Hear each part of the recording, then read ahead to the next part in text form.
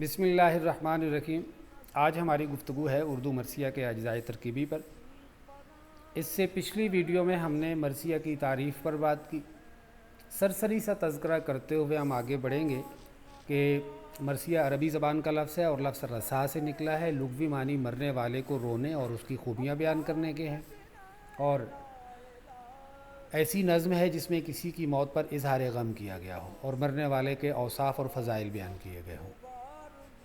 مرثیہ موضوع کے اعتبار سے مذہبی شاعری ہے، اور اردو مرثیہ اصطلاحاً اب ایک ایسی صنف ادب ہے جس میں واقعات کربلا بیان کیے جاتے ہیں اور حضرت امام حسین رضی اللہ تعالیٰ عنہ اور ان کے خانوادے کی شہادت کے واقعات بیان کیے جاتے ہیں۔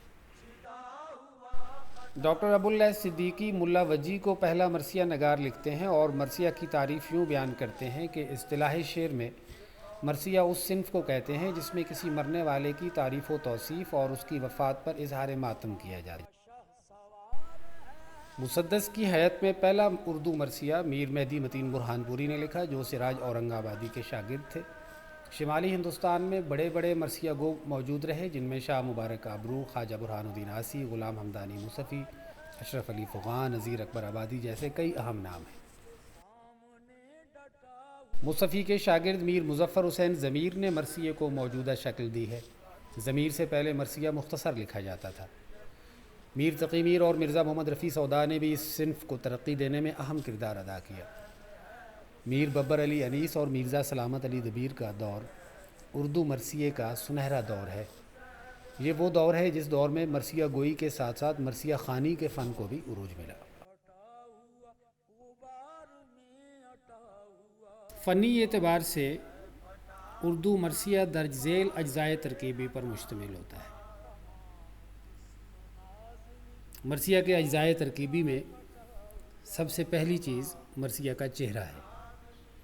چہرہ مرثیہ کا افتتاحیہ یا تمہید ہوتا ہے۔ اس میں صبح یا رات کے منظر کے علاوہ نعت اور مناجات کے مضامین ہوتے ہیں۔ اس کے بعد سراپا ہے۔ سراپا میں مرثیہ کے مرکزی کردار کی خوبیاں، عادات و خصائل اور فضائل بیان کیے جاتے ہیں۔ یہ حصہ مرثیہ کے مرکزی کردار کی سیرت اور کردار کو بیان کرتا ہے۔ تیسرا اس کا حصہ ہے رخصت۔ رخصت مرثیہ کا اہم حصہ ہے۔ اس میں رفقائے امام حسین علیہ السلام کا امام علی مقام علیہ السلام سے اجازت لے کر میدان جنگ میں جانے کا منظر ہوتا ہے۔ رخصت کے بعد آمد ہے۔ مرثیہ کا یہ حصہ رزمیہ ہے۔ اس میں میدان جنگ میں آنے کے واقعات بیان ہوتے ہیں۔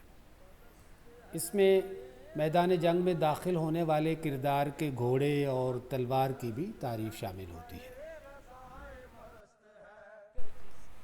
مرثیہ کا پانچواں حصہ ہے رجز۔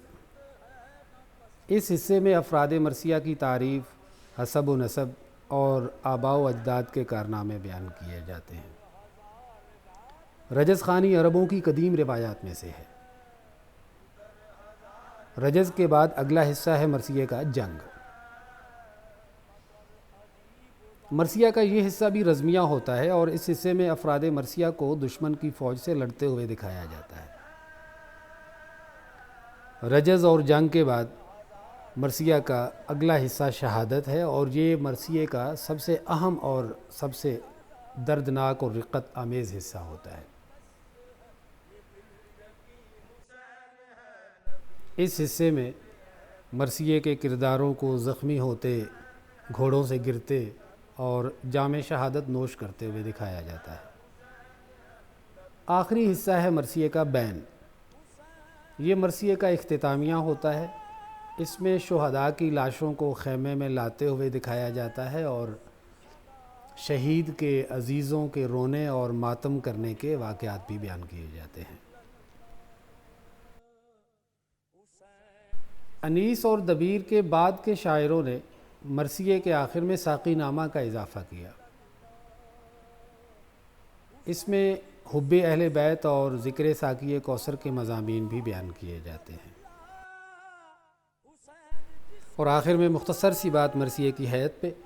قدیم مرثیے مثلث، مربع اور مخمس کی حیتوں میں بھی ملتے ہیں، میر انیس اور مرزا دبیر سے کچھ عرصہ پہلے شعراء نے دیگر حیتیں ترک کر دیں اور مسدس کی حیت اختیار کر لی۔